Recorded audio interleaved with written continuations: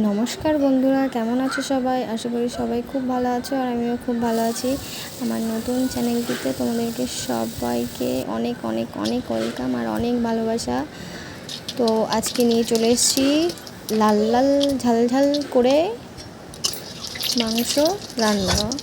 প্রথমে আলু কটা ভেজে নিয়েছি, তারপর তেল গরম করে তার মধ্যে শুকনো লঙ্কা, তেজপাতা, জিরে আর কটা গোটা গরম মশলা ছেড়ে দিয়ে একটু নেড়ে চেড়ে পেঁয়াজ কুচি দিয়ে দিয়েছি। দিয়ে পেঁয়াজ কুচি ভালো করে ভেজে একটু লাল লাল করে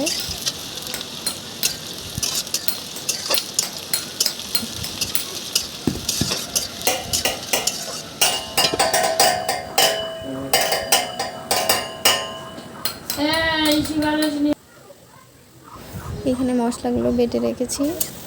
পেঁয়াজ লাল লাল করে ভাজা হয়ে গিয়েছে, এবার দিয়ে দেবো টমেটো কুচি দিয়ে একটু ভালো করে ভেজে নেব।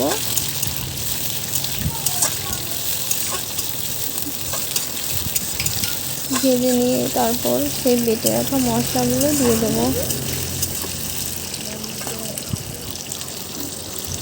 এবার সব মশলাগুলো দিয়ে দিলাম, দিয়ে একটু ভালো করে নেড়ে চেড়ে লবণ, হলুদ আর লঙ্কার গুঁড়ো দিয়ে দেবো পরিমাণ মতো। ভালো করে একটু নেড়ে চেড়ে তারপর সামান্য পরিমাণে একটু জল দিয়ে দেবো।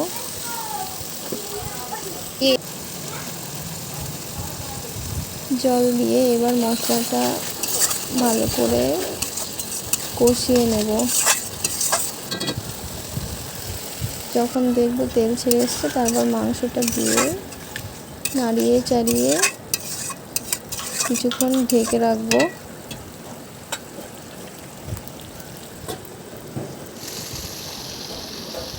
তারপর ভালো করে জাল দেব এবং মাংসটাকে কষিয়ে নেব সুন্দর করে।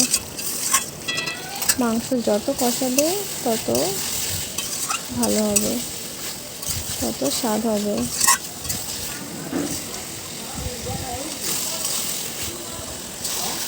মাংস কষা কষা হয়ে এসছে, এখন জলটা দিয়ে দিলাম।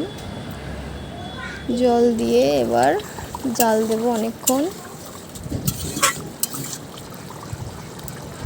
যতক্ষণ না ঝোলটা একটু কমে আসছে, গাঢ় হয়ে আসছে।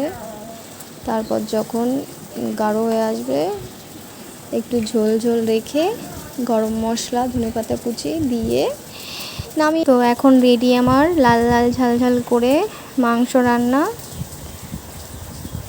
কেমন হয়েছে ভালো লাগলে অবশ্যই জানিও, কমেন্ট করো। আর যদি ভালো লাগে তাহলে লাইক, কমেন্ট, শেয়ার অবশ্যই করো এবং আমার চ্যানেলটিকে সাবস্ক্রাইব করে দিও।